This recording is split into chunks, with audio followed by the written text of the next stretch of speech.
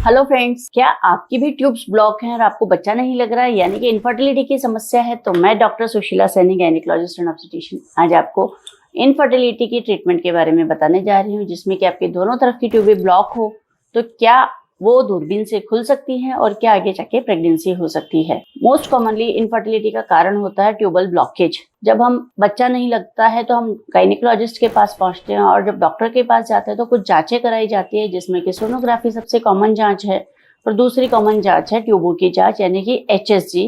HSG के अंदर नीचे से एक कॉन्ट्रास्ट या डाई पुश की जाती है और ऊपर के पेट का एक्सरे खींचा जाता है, जिसमें ये पता चलता है कि दोनों तरफ की ट्यूब्स ओपन है या बंद है। अब सपोज आपके एचएसजी के अंदर ट्यूब्स ब्लॉकेज आती हैं तो हमें बड़ी होपलेसनेस होती है, निराशा होती है कि क्या अब हमें बच्चा नहीं लग पाएगा।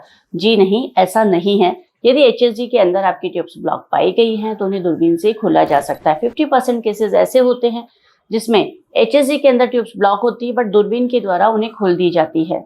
एचएसजी के अंदर कई फॉल्स पॉजिटिव टेस्ट भी आते हैं, यानी कि एचएसजी जब किया जाता है तो महिला को बेहोशी नहीं दी जाती है और दर्द होता है, और दर्द के कारण कई बार ट्यूबल स्पाज्म हो जाता है, यानी ट्यूब्स सिकुड़ जाती है और वो फाल्सली पॉजिटिव, यानी कि ट्यूब्स फाल्सली यानी कि वो खुली है लेकिन बंद दिखाई देती है। ऐसी स्थिति में जब बेहोशी देकर दूरबीन की जांच की जाती है तो कई बार वो खुली पाई जाती है।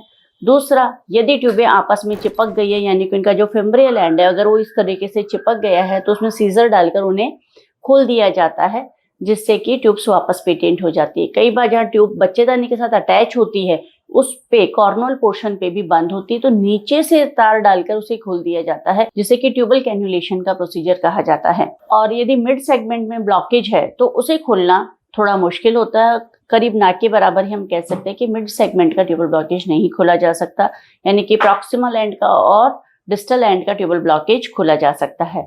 और यदि ट्यूब और ओवरी के रिलेशनशिप में प्रॉब्लम है, यानी कि ट्यूब कहीं चिपक गई है, ओवरी कहीं दूर है, तो उसको भी नॉर्मलाइज किया जा सकता है।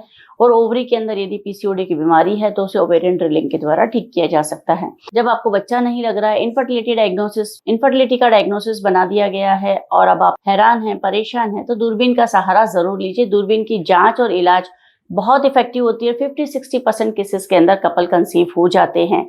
इसलिए जब भी आपको आईवीएफ की सलाह दी जाए तो एक बार ट्यूबल ऑपरेशन के बारे में सोचना चाहिए। दूरबीन से ट्यूब खुलवाने का ऑपरेशन करवाने से 50-60% केसेस के अंदर ट्यूब्स खुल जाती हैं और आगे चलकर नॉर्मल प्रेगनेंसी हो जाती है। तो आप भी निराश मत होइए, और यदि आपके पास भी ऐसी कोई एचएसजी की रिपोर्ट है जिसमें कि ट्यूब्स ब्लॉक बताई गई हैं तो डेफिनेटली आप जयपुर दूरबीन हॉस्पिटल के कस्टमर केयर नंबर पर शेयर कर सकती हैं, जिससे कि हम आपको एक उचित सलाह दे सकें। Thank you.